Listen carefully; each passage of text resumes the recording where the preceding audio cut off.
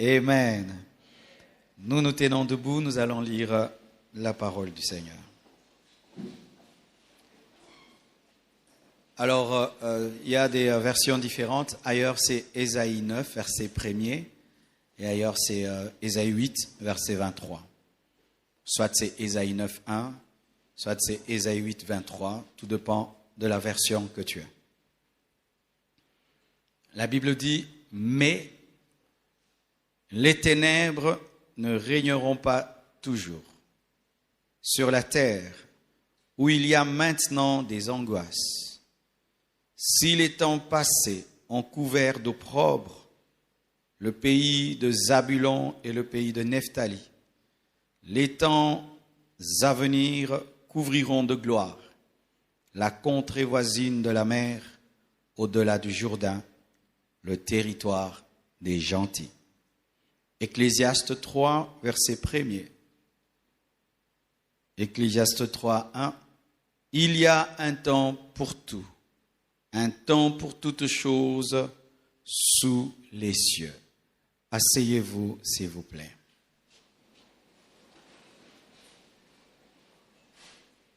Pendant 30 jours, nous parlerons de ce thème très important, le pouvoir du temps. Aujourd'hui, je vais seulement m'évertuer à introduire ce qui sera dit pendant ces 30 jours. Et comme nous aurons la Sainte Seine, je ne serai pas long et je vais donner que l'introduction. Donc c'est le pouvoir du temps, introduction. Lorsque nous lisons ce passage, nous voyons que Ésaïe nous révèle que le temps a un pouvoir.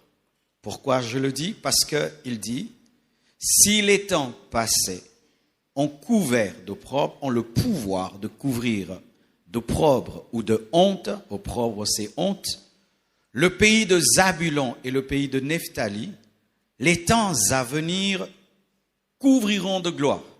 Donc le temps a la capacité d'amener la honte et d'amener la gloire. Dans d'autres versions, on dit, si un premier temps a rendu négligeable, le temps à venir donnera de la gloire. Le temps peut rendre négligeable, le temps peut rendre glorieux. Et Salomon conforte cela. Il dit qu'il y a un temps pour tout. Un temps pour toutes choses sous les cieux. Un temps pour la gloire. Un temps pour l'opprobre. Un temps pour le brisement. Un temps pour la restauration. Et pendant ces 30 matins, pour ma part, parce que j'aurai au moins 15 interventions, si ça me fatigue, 13, je vais d'abord définir le temps. Qu'est-ce que le temps? Et définir son pouvoir. Aussi, je parlerai des éléments du temps, parce que le temps est un ensemble. Le temps est un ensemble. Le temps est fait des années. Il est fait des mois, parce que pour avoir les années, il faut avoir des mois. Et pour avoir les mois, il faut avoir les semaines. Pour avoir les semaines, il faut avoir des jours. Pour avoir des jours, il faut avoir des heures. Pour avoir des heures, il faut des minutes. Pour avoir des minutes, il faut des secondes. Et pour avoir des secondes, il faut des tierces de secondes. Ainsi, une année est une seconde, parce que c'est la sommation des secondes, des tierces de secondes, qui fait une année. Et donc, si tu veux réussir dans une année, tu n'as pas à te concentrer sur l'année et attendre la bonne année, comme beaucoup le font, crier bonne année. Mais dès le début de l'année, la première seconde de 2021 ou 2022, tu te consacres à Jésus, tu te donnes à travailler, tu te donnes à obéir et tu le fais pendant toute toutes les secondes de l'année 2021 et tu auras une année 2021 glorieuse, car l'année glorieuse n'est que la sommation des secondes glorieuses. N'attends pas que Dieu te donne une journée. Saisis la seconde qu'il te donne et maximise-la. N'attends pas que Dieu te donne un mois. Saisis la semaine qu'il te donne et maximise-la. N'attends pas une année. Saisis le mois et saisis le mois d'août. Maximise du premier au dernier jour. Nous parlerons de l'origine du temps. Car le temps a une origine. Le temps a été créé. Le temps n'a pas toujours été. Car avant, c'était l'éternité. C'est lorsque Dieu est sorti de l'éternité qu'il a engendré le temps. Le temps a un commencement. Et sachez que tout ce qui a un commencement a une fin. Tout ce qui est créé finit toujours par s'arrêter. Le temps a été engendré. Et le temps finira par s'arrêter. Le temps n'est pas éternel. Des jours arrivent où il n'y aura plus de temps. Ce ne sera plus une année, 10 ans. On ne parlera plus des secondes, des minutes et des années. Ce sera l'éternité. L'origine du temps. Nous parlerons également de la forme du temps. Pour certains, le temps est circulaire. Pour d'autres, le temps est linéaire. Pour ceux qui croient à la réincarnation, ils disent que le temps est circulaire.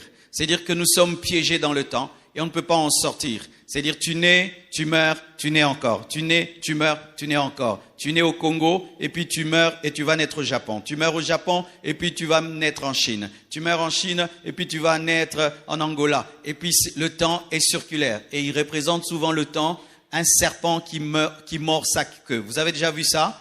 Il y a un dessin qui présente la réincarnation, un serpent qui mord sa queue et l'homme est prisonnier du temps. Et les hommes se battent pour vaincre cette prison. Et on dit quoi? Qu'il faut parvenir à la sainteté par tes efforts, atteindre le nirvana, atteindre un haut niveau de concentration spirituelle. Comme ça, tu peux briser le cycle. C'est archi faux. Car la Bible dit, il est réservé à l'homme de mourir une seule fois, après quoi vient le jugement. L'homme ne naît pas 2 fois, 3 fois. La réincarnation n'est pas une doctrine biblique. Mais lorsque nous lisons la parole de Dieu, le temps n'est pas circulaire, mais le temps est linéaire. Il commence quelque part et il va comme une ligne et il s'arrête dans l'éternité. Alléluia. Tu n'as qu'une seule vie. Tu n'as qu'une seule vie. Tu n'as qu'une seule vie. Il n'y a pas 2 toi ni 3 toi. S'il y avait 2 toi, il y aurait 3 croix ou 2 croix. Il n'y a qu'une seule croix parce que tu n'as qu'une seule vie. Alléluia. Et Jésus ne mourra pas 4 fois parce que tu as 4 vies. Il est mort une seule fois parce que l'homme n'a qu'une seule vie. L'homme n'a qu'une seule vie. Alléluia. La forme du temps. Nous allons creuser cela. Nous parlerons aussi du maître du temps. Alléluia. Qui est le maître du temps? Le maître du temps, ce n'est pas toi même si tu as une montre. Le maître du temps, ce n'est pas toi même si tu as un calendrier. Le maître du temps, ce n'est pas toi même si tu as un agenda. C'est Dieu qui est le maître des temps et des circonstances. Alléluia. C'est Dieu qui est le maître des temps et des circonstances. Et je prie que tu puisses expérimenter cela, que c'est Dieu qui est le maître des temps et des circonstances. Lorsqu'on dit que Dieu est le maître de temps, cela révèle qu'il est le Dieu qui dirige les destinées et qui a un plan au-dessus des plans. Et je t'assure, mon frère, il y a un plan au-dessus de ton plan, il y a un programme au-dessus de ton programme et il y a une surprise dans ton programme qui sera engendrée par le programme de Dieu, par le maître des temps. Alléluia.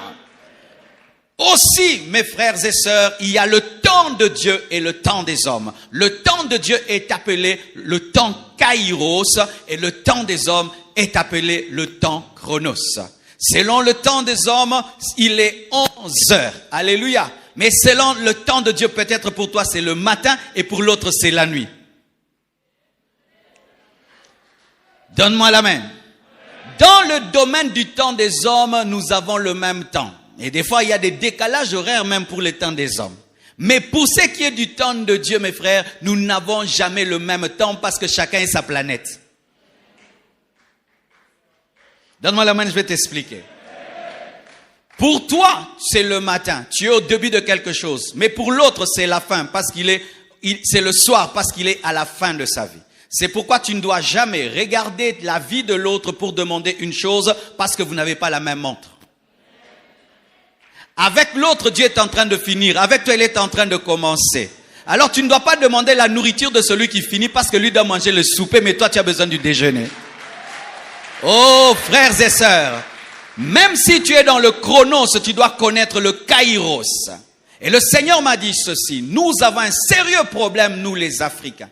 Les Africains ont un sérieux problème avec le kairos de Dieu, le temps de Dieu, parce que nous avons une mauvaise culture. C'est cette culture qui célèbre la vieillesse. Ce n'est pas que je suis contre la vieillesse, mais l'Africain aime trop la vieillesse. C'est pourquoi même quand il a 50 ans, il aime qu'on l'appelle vieux. Tu vois? Si seulement il se marie, il a un enfant, il faut qu'on l'appelle tout le temps papa. Si tu l'appelles pas papa, c'est comme si tu as péché. Il aime trop être vieux. Il aime être pépé avant même d'être pépé. Un Africain à 60 ans n'a plus de projet. Son projet, c'est mourir. C'est pourquoi tu le vois à 60 ans, il commence à vendre les parcelles et les maisons parce qu'il attend la mort. Mais à 60 ans, un blanc, c'est quand il commence la vie. Tu le vois même, il fait le footing, il fait le marathon, il commence des projets. Alléluia. Mais l'Africain à 60 ans, s'il n'a rien fait, il s'enterre. Alors que la vie peut commencer à 60 ans. Frère, tu peux faire des grandes choses à 60 ans. J'aimerais parler à quiconque ici à 60 ans. Tu peux commencer une entreprise. Tu peux commencer un ministère. Et si même tu es célibataire, tu peux te marier. Tu peux te marier à 60 ans. Oui, tu peux te marier à 60 ans. Tu peux faire des grandes choses à 60 ans. Souvent, l'Africain ne prévoit pas sa vieillesse. Il ne voit rien. Il voit seulement, il n'a pas de dents. Et il est dans une chaise roulante. Moi, quand je vois le vieillard Marcelo, je vois un vieillard très bien sapé. Je vois en train d'écrire des livres et tenir des conférences. Et si je n'aurais pas la force de vibrer comme ça, donnez-moi une chaise, je vais parler. Et si j'aurais pas le temps de voyager, je vais tenir des émissions. Alléluia. Et si j'aurais plus la force de prêcher 4 cultes, j'aurais une émission, je suis assis de manière confortable et je reçois les grands de ce monde et je les influence. Mais j'ai un projet pour ma vieillesse, de soutenir les jeunes, d'aider les jeunes, de faire des grandes choses, d'opérer dans la sagesse, d'opérer dans l'intelligence. Et j'ai toujours dit à mes petits, moi quand je suis un vieillard, je vais vous offrir des cadeaux, Ferrari. Mais je ne serai pas là en train d'attendre que mes enfants me donnent tout le temps. Non, c'est ça le projet de ma vieillesse. Frère, as-tu un projet? La plupart d'entre vous, vous enterrez la fin de vos vies parce que vous êtes dans le chronos au lieu d'être dans le kairos, car des fois avec toi, Dieu commencera la fin. C'est à la fin de sa vie que Dieu a donné à Abraham un enfant. À la fin de sa vie, Dieu lui a donné un enfant. Lorsque Sarah se regardait, pour elle, elle était au soir de sa vie. Mais quand Dieu regardait Sarah, elle était jeune. C'est pourquoi il lui a fait des promesses de jeunesse.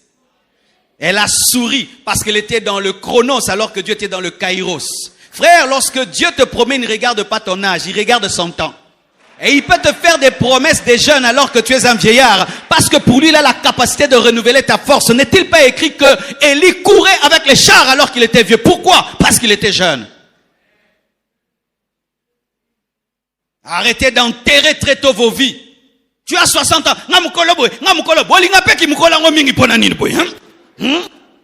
Pourquoi vous aimez la vieillesse comme ça? Pourquoi, Africains, vous aimez la vieillesse? 60 ans. Mukolo, nanouni. 60 ans. 60 ans. Vous voyez? 60 ans. Non, 60 ans. 60 ans. Lutte contre la vieillesse. 60 ans. Tu fais des projets, tu rêves avec Dieu et Dieu t'étonne. Mes frères et sœurs, faites l'étude. Ce sont les vieillards qui ont la vision, qui sont en train d'influencer la terre.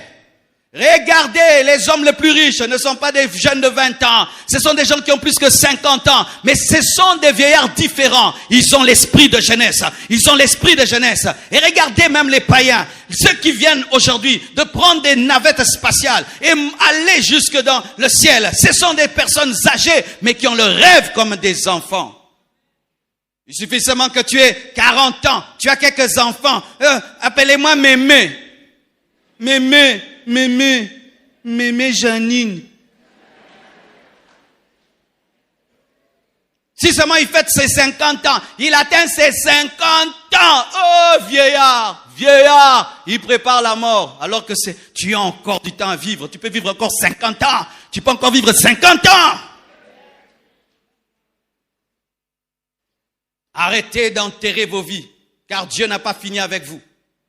Arrêtez d'enterrer vos vies parce que vos enfants se sont mariés. Arrêtez d'enterrer vos vies parce que vos enfants ont eu des enfants. Arrêtez d'enterrer vos vies parce que Dieu n'a pas fini avec vous. N'oubliez jamais, frères, que l'homme a été créé pour être éternel. Et lorsque Adam et Ève ont péché, mes frères, ils ont vécu 900 ans. Et lorsque vous lisez la Bible, il y a des gens qui se sont mariés à l'âge de 300 ans. Mais oui, mes frères, nous enterrons nos vies trop tôt. Et des fois, je vois des jeunes Congolais. Il a 30 ans, mais dans sa tête, c'est un vieillard. 30 ans, mais un vieillard. Il a 70 ans dans la tête.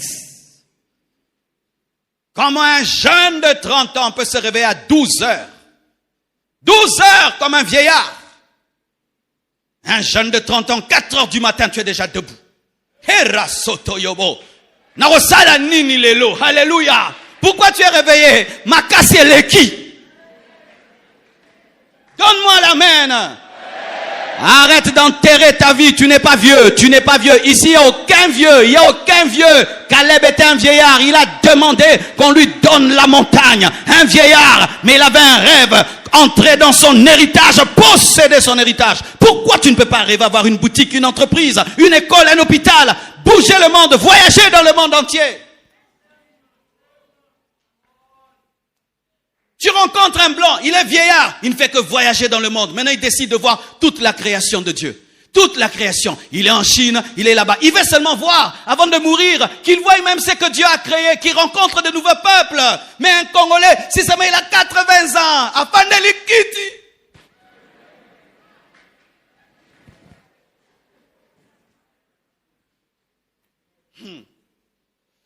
Un jour, je vais vous donner une prédication en vous présentant seulement les personnes qui ont fait des grandes choses à partir de 70 ans. Je t'assure, ça va te troubler à un niveau à partir de 70 ans. Vous savez qu'il y a des gens qui ont battu des records à partir de 70 ans, même des records physiques. Une fois, je suis allé faire la musculation, mes frères. J'entre dans la salle de musculation. Je trouve une vieille dame. Je crois qu'elle avait 60 ou 70 ans, en train de torer. Frère, j'essaye son truc. J'ai dit, maman. Oh, mais maman, solo tolokuta. Alors j'ai dit, non, je vais la prouver que je suis un jeune. Mais frère, j'ai essayé quelques minutes, j'ai laissé. J'ai dit, Dieu m'a dit, mon fils, sois humble, tu vas mourir. Elle est habituée depuis sa jeunesse, hein, elle le fait. Elle était là, je l'ai respectée dans mon cœur. J'ai dit, maman, continue comme ça. Le chronos de Dieu, le kairos de Dieu est supérieur au chronos des hommes. Les hommes dans leur chronos peuvent t'enterrer, mais Dieu dans son kairos veut te ressusciter. Les hommes dans leur chronos peuvent t'oublier, mais Dieu dans son kairos se souvient de toi et il a commencé avec toi. Abraham, Dieu n'a pas fini. Sarah, Dieu n'a pas fini. Il y a encore quelque chose qui peut t'accorder. Même si les hommes disent que tu as 70 ans, que tu as 90 ans, Dieu est capable de te bénir. Nous parlerons, mes frères et sœurs, des principaux âges du temps en Dieu. Parce qu'en Dieu, il y a des phases, il y a des âges selon Dieu. Pour nous, les hommes, il y a l'enfance, il y a la jeunesse, l'adolescence, et puis il y a l'âge mûr, et puis il y a la vieillesse. Mais selon Dieu aussi, il y a des âges, et nous en parlerons.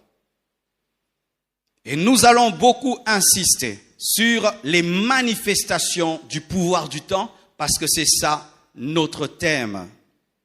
Et le temps a plusieurs manifestations. Le pouvoir du temps se manifeste de plusieurs manières. Le temps, par exemple, amène des questions et des réponses. Nous voyons Jean-Baptiste. Jean-Baptiste a confirmé publiquement que Jésus-Christ était le Fils de Dieu. Il a confirmé qu'il était l'agneau de Dieu.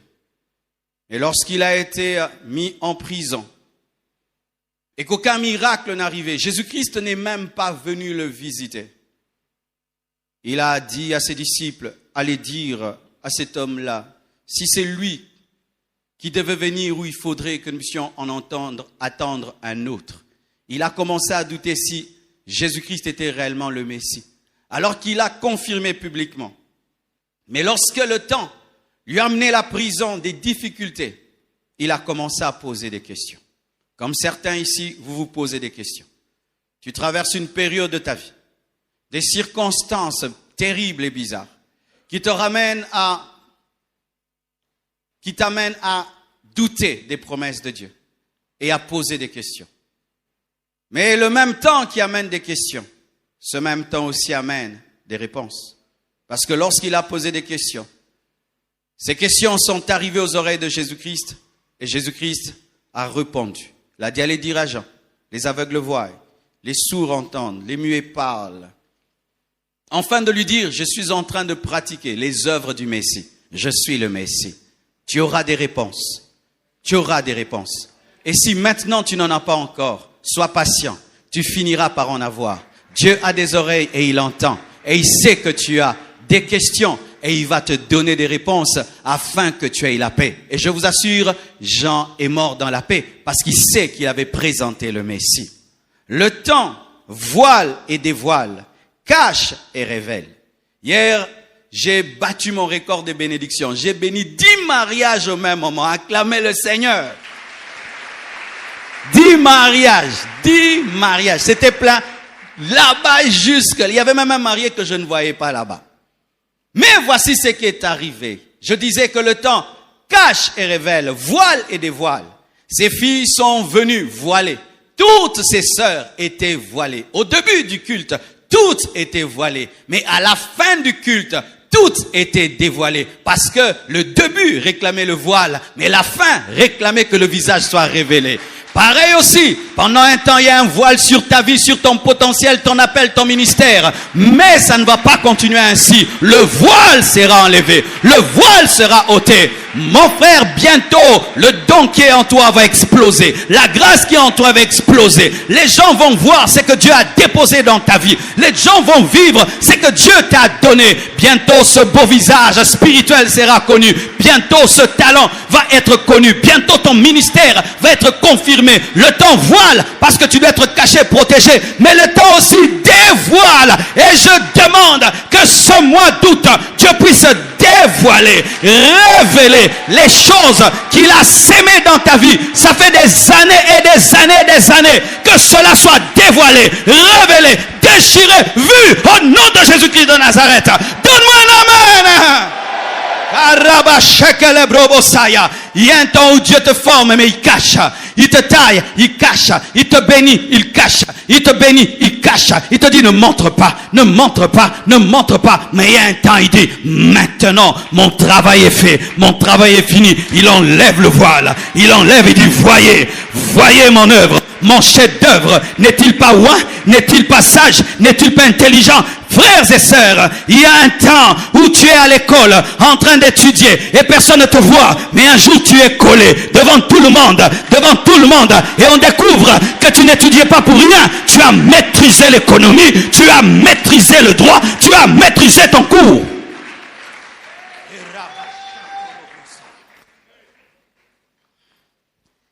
Vous savez la manière même dont je prêche. Certains me disent, mais comment il prêche comme ça? Vous savez quand est-ce que j'ai commencé à prêcher comme ça? Je prêchais comme ça quand j'étudiais à l'école, j'avais 15 ans. Des fois, j'allais à l'école et puis Dieu me disait, prêche. Et je commençais à prêcher moi-même sur la route. Et quand je prêchais, je sentais que la prédication venait avec un rythme. Et je dis, c'est quoi ça? Dieu me dit, prêche. Et je disais, Jésus est le roi, le Seigneur des Seigneurs, si tu crois en lui, et tout. Mais un jour, aujourd'hui, je commence à le faire devant tout le monde. Frère, continue à faire ta folie dans le secret. Un jour, ta folie ne sera plus une folie. Elle va devenir une bénédiction. Elle va devenir une bénédiction. Elle va devenir une bénédiction. Elle va devenir une bénédiction. Le temps voile. Le temps dévoile.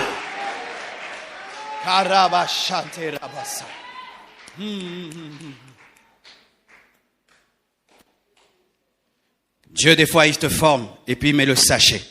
Mais le sachet qu'il met, ce n'est pas parce qu'il ne t'aime pas, mais parce que ce n'est pas le temps qu'on puisse te voir. Et il ne veut pas qu'on te découvre avant ton temps, de peur que tu puisses rater ton temps, de peur qu'on te jette parce que ce n'est pas ton temps. Une fois, j'ai regardé certains arbres. L'arbre est long, et puis les fruits sont très loin. Et puis j'ai dit à Dieu, pourquoi les fruits de cet arbre sont très loin? Il dit, parce que je connais la gourmandise des hommes. Ils risquent de le cueillir avant le temps, et il ne va pas les bénir. C'est pourquoi je les mets trop loin. Comme ça, le temps que le gourmand arrive, il a déjà mûri et il le bénira. Frère, sœur, ce qui t'arrive, ce n'est pas la malédiction. Dieu te cache parce que tu dois paraître en ta saison.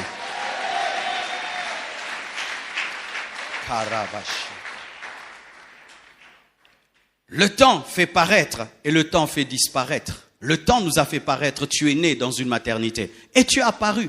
C'est pourquoi tu as une date d'anniversaire. C'est le jour où le temps t'a fait paraître. Mais le temps aussi te fera disparaître par l'enlèvement. L'homme paraît et disparaît. Nous entrons dans ce monde par la naissance, mais nous les chrétiens, nous entrons dans l'éternité par l'enlèvement ou par la mort pour entrer au ciel. Frères et sœurs, il y a eu un jour de ta naissance, sache qu'il y aura le jour de ta mort. Il y a le jour de ta naissance, sache aussi qu'il y aura le jour de l'enlèvement. Célébrer la naissance sans se préparer à la mort est une folie, car tout ce qui naît est appelé à mourir. Tout ce qui naît est appelé à mourir. Frères et sœurs, si tu as une date d'anniversaire, sache qu'il y aura aussi la date de ta mort. Et pour nous les chrétiens, nous ne devons pas être effrayés, parce que nous savons où nous irons. Les païens redoutent la mort parce qu'ils ne savent pas où ils iront. Mais nous savons que nous irons à un lieu qui dépasse Kinshasa.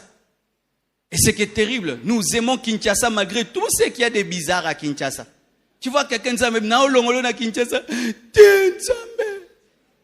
Pourquoi? Il préfère être au Congo qu'aller au paradis. Frère, le paradis est plus que ta chambre. Le paradis est plus que ta maison. Vous savez, il y a un papa de l'église qui vient de partir. Ce n'était plus un papa, c'était vraiment mon ami. Je l'ai rencontré depuis longtemps et il fait partie de ma vie. C'est parmi les gens qui aimaient cette église de tout leur cœur. Il a une courte maladie. Le temps même que je sache, on me téléphone seulement, il est malade, je prie. Je ne savais même pas qu'il était malade. Et il est parti. Ça m'a fait très très mal, je vous assure. Pendant même 2 jours, j'ai oublié de boire de l'eau. 2 jours, je ne buvais pas l'eau, sans me rendre compte. J'étais très très mal à l'aise. Vraiment, cette mort m'a blessé profondément. J'ai dit, Dieu. Et puis, il y avait culte. Et c'est quelqu'un qui aimait beaucoup m'entendre prêcher. Et puis, j'ai pensé à lui, j'ai dit, si papa était là, il allait vivre ce culte. Il allait écouter cette parole. Et puis, tu m'as dit, et tu penses qu'il la regrette? Je dis, toi, tu crois qu'au ciel, là-bas, lui, il regrette ta prédication? Et il regrette votre adoration et votre louange? Avec la louange et l'adoration qu'il est en train de vivre, c'est vous qui ratez ce qu'il a là-bas. Frères et sœurs, nous devons avoir la conception de Dieu en matière d'éternité. Sachez, frères, que le jour où Dieu vous prendra, vous n'allez pas rater cette terre. C'est cette terre qui va vous rater et qui va vous manquer. Les païens ont peur de la mort parce qu'ils ne savent pas où ils vont. Mais nous, les chrétiens, nous n'avons pas peur de la mort parce que la Bible nous a déjà révélé ce qui nous attend. Un lieu de bonheur, un lieu de joie, un lieu de gloire, un lieu de grâce. Et nous devons le croire pour nous et pour les autres. Je ne peux pas pleurer indéfiniment un chrétien, c'est un péché. C'est un péché que de pleurer tout le temps quelqu'un qui est allé au ciel. C'est un péché, c'est un signe d'incrédulité que tu ne crois pas au paradis. Donnez-moi la main.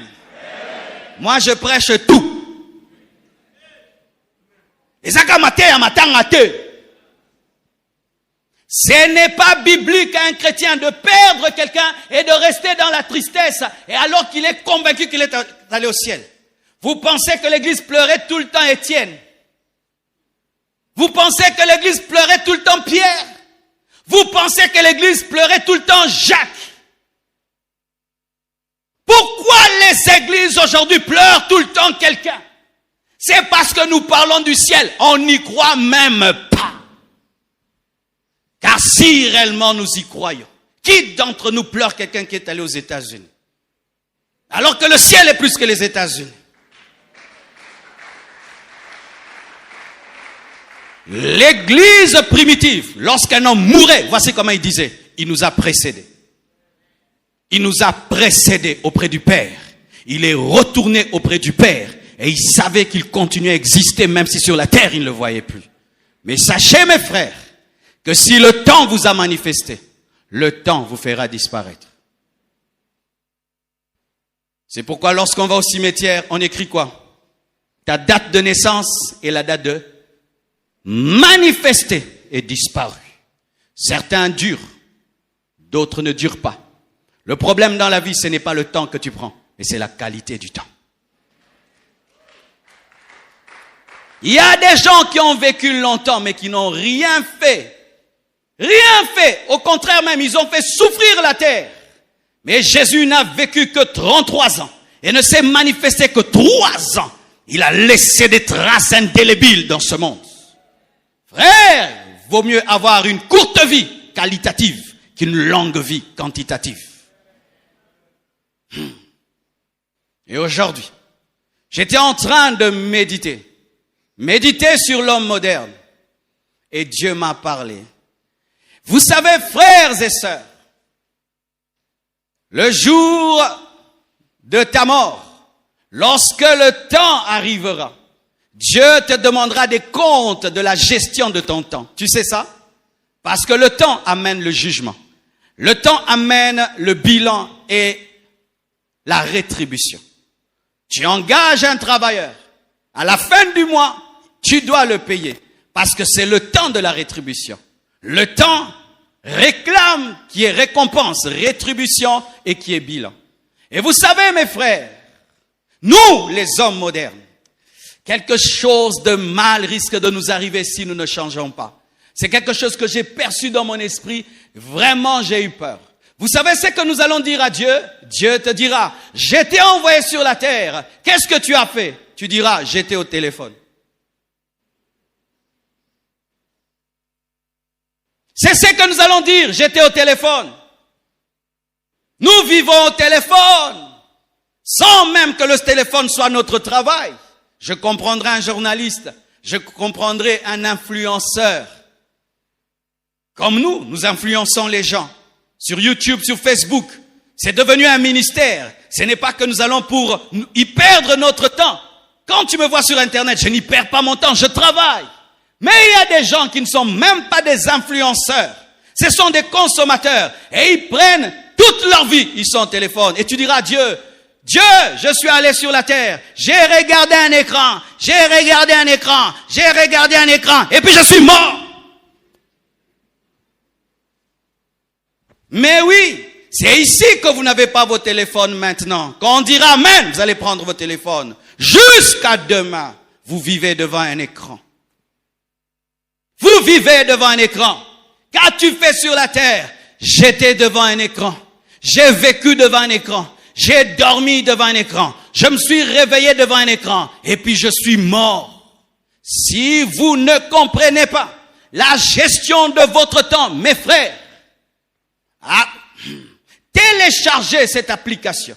Il y a une application qui te permet de connaître le nombre de temps que tu passes au téléphone. Et c'est quand tu auras la surprise de ta vie, le jour où ton téléphone te dira 8 heures du temps. Il y a une application sur iPhone. Si tu vas jusqu'à la fin, tu scrolles, ça va te dire autant de temps au téléphone et autant de temps où tu étais productif, où tu étais dans le divers, autant de temps tu as fait ceci, le téléphone lui-même t'exhorte à le lâcher. Mais malgré que ton téléphone te dit 8 heures du temps de divers, lâche-moi, tu le tiens toujours. Le pouvoir du temps. Le temps est une richesse comme l'or, comme le diamant. Qu'est-ce que vous en faites? Vous le passez devant un téléphone. Pendant que tu passes ton temps devant un téléphone, quelqu'un prie, quelqu'un jeûne, quelqu'un lit la Bible, quelqu'un lit des livres, il enseigne, il prêche, il investit, il construit, il bâtit, il forme, il fait des entreprises, il voyage, il produit des choses et vous pensez qu'au ciel, vous aurez la même récompense. C'est le piège de l'homme moderne aujourd'hui. Passer sa vie là comme ça, et puis tu meurs. C'est tout ce que tu as fait de ta vie. Le temps, mes frères et sœurs, amène des défis, dites des défis. Des défis.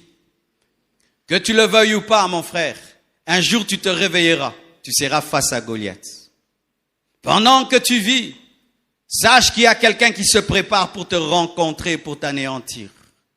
Et un jour, tu le rencontreras. Ceux qui se sont préparés le défieront et le vaincront. Mais ceux qui ne se sont pas préparés seront tués par lui. Jeune homme, un jour, tu auras un bailleur qui te dira de payer la maison. Jeune homme, un jour, tu auras un bailleur qui te dira de contribuer pour l'eau et pour l'électricité. Et si toute ta vie, tu as été l'enfant gâté de papa, l'enfant gâté de maman, pour qui on fait tout et qui ne fait rien, un jour la vie va te corriger, la vie va te réveiller. Un bailleur qui n'aura pas le cœur de ton père te dira, si tu ne payes pas, tu quittes ma maison. Et ce jour-là, personne n'aura pitié de toi. Tu te retrouveras dehors et tu apprendras l'économie. Vous, jeunes gens, qui tu as $1000 et tu achètes une chaussure de $500, un jour, un défi viendra. C'est quand tu apprécieras avoir de l'argent. Pour l'instant, voici ce que tu dois faire. Cherche Samuel, qui te oigne et prends soin des brebis de ton père. Et cela te préparera à rencontrer Goliath. Le temps est en train de former un homme qui doit t'amener à une autre dimension. Car Goliath en soi ne vient pas te tuer. Il vient te coller et dire que tu peux maintenant devenir un roi. Mais si tu ne t'es pas préparé, il t'humiliera. Le temps amène des défis. Des véritables défis. Combien de filles en se mariant découvrent que maman avait raison, mais en retard. Quand maman lui disait qu'une fille se réveille à telle heure, quand maman lui disait une femme prépare, une femme est propre, une femme ceci, maman tu me déranges, maman tu me déranges. Maman meurt et tu restes seul et tu te maries et ton mari t'exige tout ce que ta maman te disait. Et tu as envie de ressusciter maman. Alléluia. Des défis arrivent.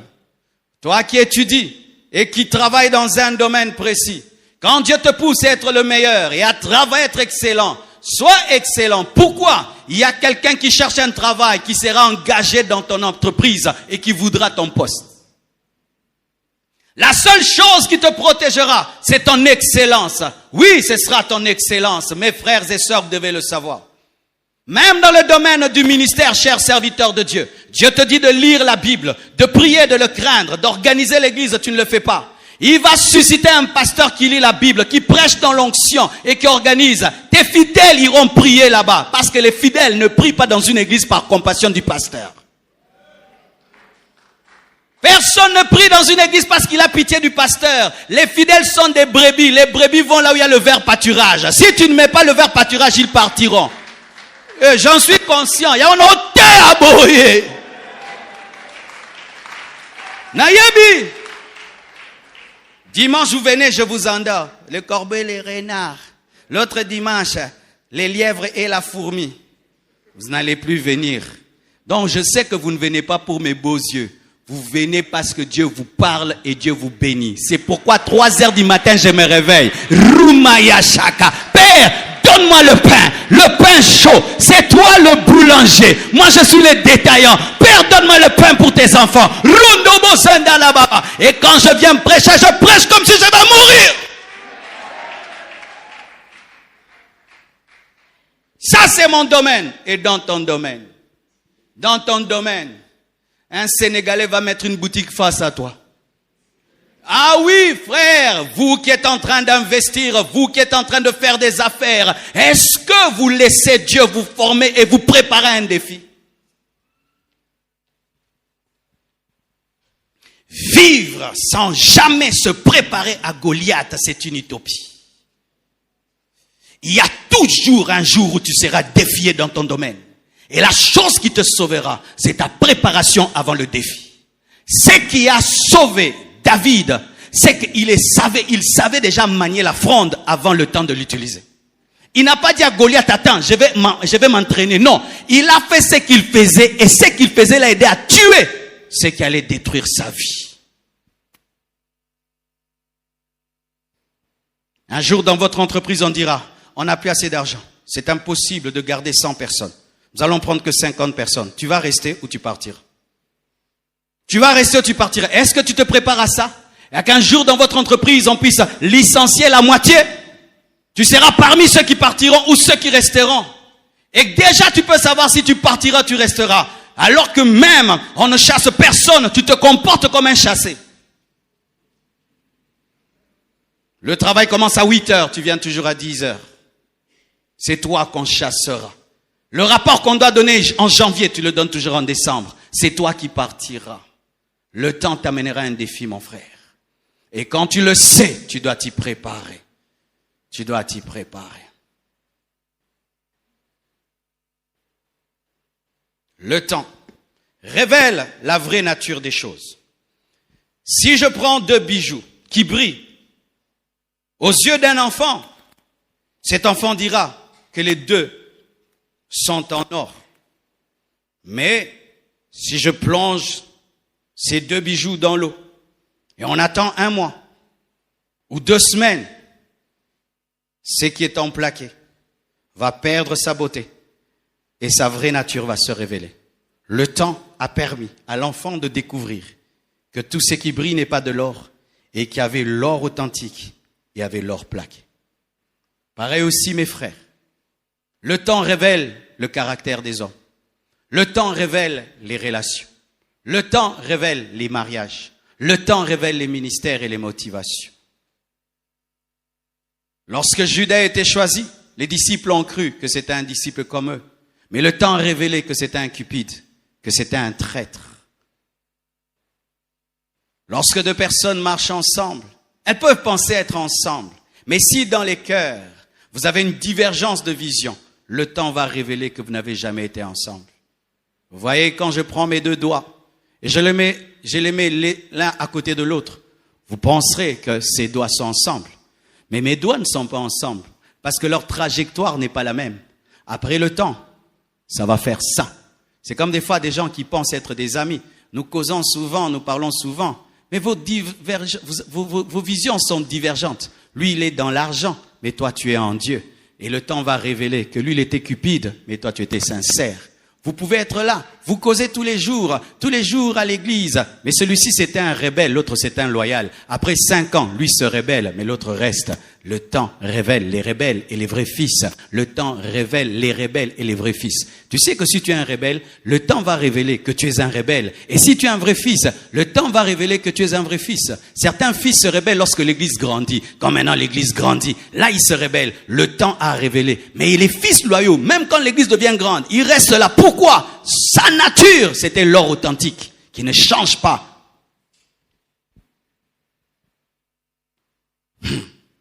Vous vous mariez, toi tu épouses ce garçon-là pour son argent, et toi tu épouses la fille pour sa famille. Et qu'est-ce qui se passe? Et vous pensez que vous vous aimez parce que bisous, mais quand l'argent de l'homme disparaît, et d'un coup, il y a des divergences. Le temps révèle les mariages, le temps révèle les ministères, le temps révèle les amitiés, le temps révèle les fils spirituels et les collaborateurs. Dis à ton voisin, je saurai un jour qui tu es. Le temps me dira qui tu es. Acclamons le Seigneur.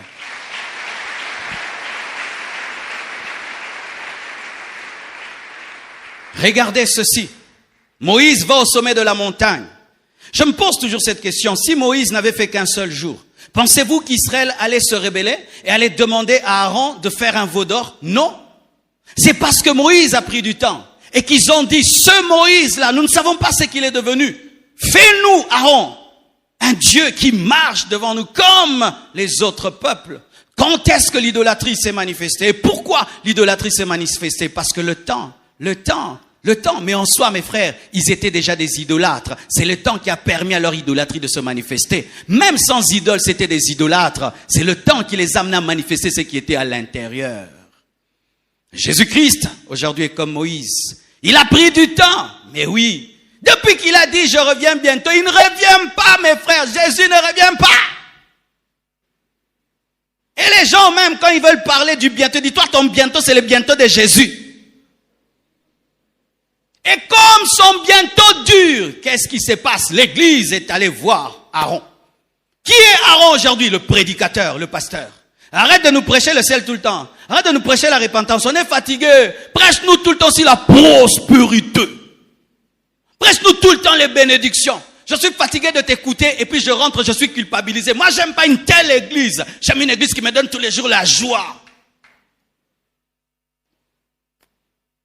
Tu refuses de leur prêcher ce qu'ils veulent. Ils étaient à 3000. Il reste 2000. Tu continues. 1000. Et puis 500. Ah, tu te dis non, changeons. Frère, même si tu pêches comment, Dieu est bon, tu iras au ciel. Alléluia. Même si tu pêches comment, Dieu est un Dieu de grâce, tu iras au ciel. Alléluia. 10 000 membres.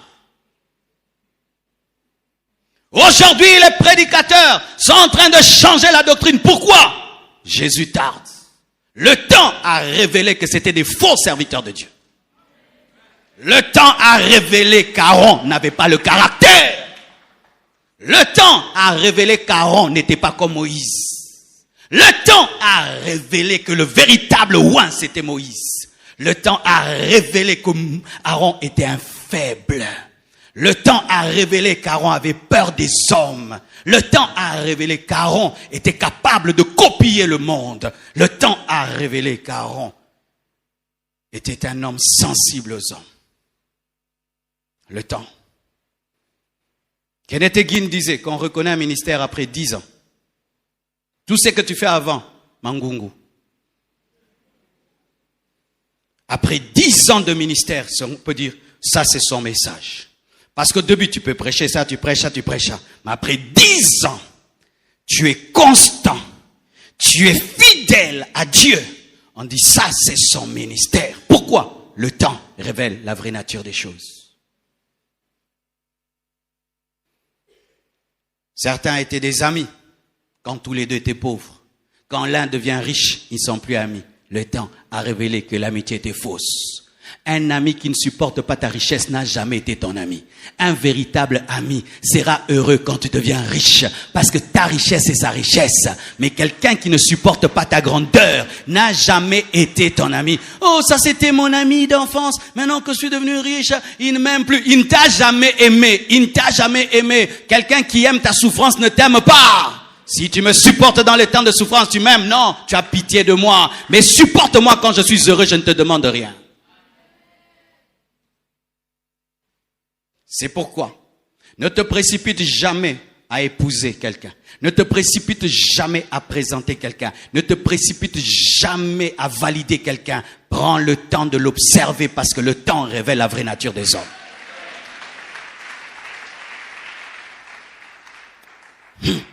Même en matière de décision, faites un exercice. Tu dois décider lundi. Dis, je ne décide pas lundi, je vais décider mardi. Des fois, ça peut te sauver des mauvaises décisions. Un seul jour peut te permettre de prendre une bonne décision. Parce que la personne peut se manifester en un jour et ça te sauve. Alléluia. Un homme était allé quelque part. Il fallait qu'on l'engage. Et on lui laisse une bouteille.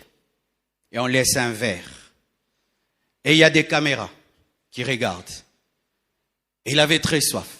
Il a marché à pied pour arriver là. Et il voit la bouteille. Et il voit le verre. Et il attend. Il attend. Et puis il dit, ah, mais s'ils ont laissé la bouteille et le verre, donc ils ont oublié le tire-bouchon. Alors je vais ouvrir. Parce que j'ai soif. Et il prend la bouteille. Quand ça m'a fait, on entre avec le tire-bouchon. Il dit,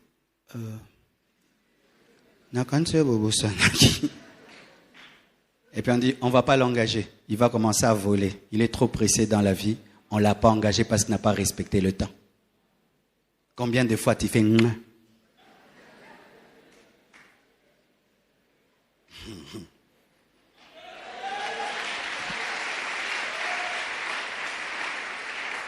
Alléluia. J'aimerais terminer. Le temps aussi change les rôles dans les jeux de la vie. Esther, pendant un temps, était nourrie par Mardochée. Esther, pendant un temps, quand elle voulait s'habiller, Mardochée, donne-moi une blouse. Quand elle veut porter une nouvelle chemise, Mardochée, une nouvelle chemise. Mardochée, mes chaussures sont abîmées. Mardochée, j'ai besoin de transport pour aller au coin. Mais un jour, Esther devient la reine. Et c'est elle qui commence à prendre soin de Mardochée. Le temps change le rôle dans le jeu de la vie. Au début, tu peux être celui qui prend soin de moi. Demain, je prendrai soin de toi. Regardez avec nos parents. Ils nous ont vêtus, ils nous ont habillés. Aujourd'hui, ils ont vieilli. C'est nous qui prenons soin de nos parents. Le temps a changé le rôle dans le jeu de la vie. C'est pourquoi lorsque tu as un rôle prépondérant et dominant pendant un temps, ne tombe jamais dans l'orgueil et ne méprise jamais l'autre. Parce que les Congolais disent « Mokili tour à tour ». Alléluia. Alléluia, le panier est en train de circuler. Aujourd'hui, tu es le chef, demain, je serai le chef. Aujourd'hui, tu es le plus grand, demain, l'autre sera le plus grand. Et c'est comme ça, Dieu fait toujours ainsi, afin de distribuer les rôles dans le jeu de la vie.